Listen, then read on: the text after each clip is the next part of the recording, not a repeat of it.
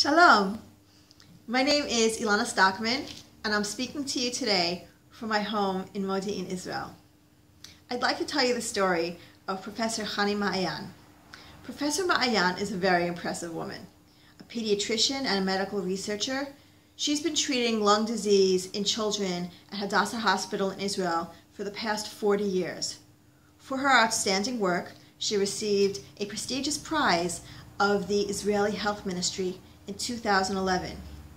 Unfortunately, when it came time for her to receive her award, she was sitting all the way in the back of the hall and did not go up on stage to get her award. Why?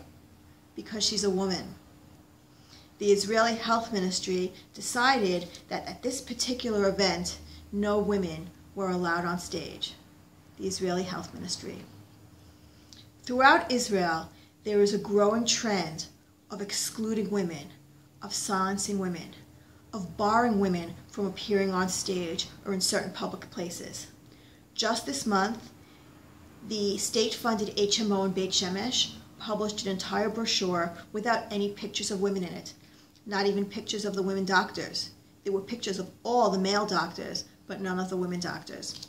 Last month, the municipality of Ashdod ran a post-Passover celebration with only men on stage and only men in the audience. The state-funded radio station Kol Barama does not allow women anywhere, not as DJs or newsreaders or even as callers in.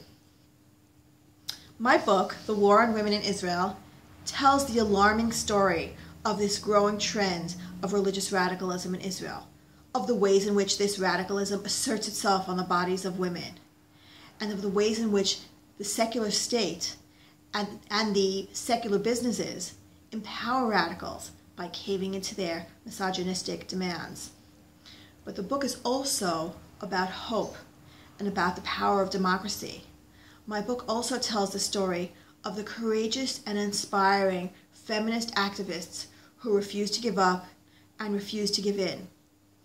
Through protests, campaigns, and a relentless drive to create a better Israel, these activists have succeeded in beginning the process of making change and protecting women's rights.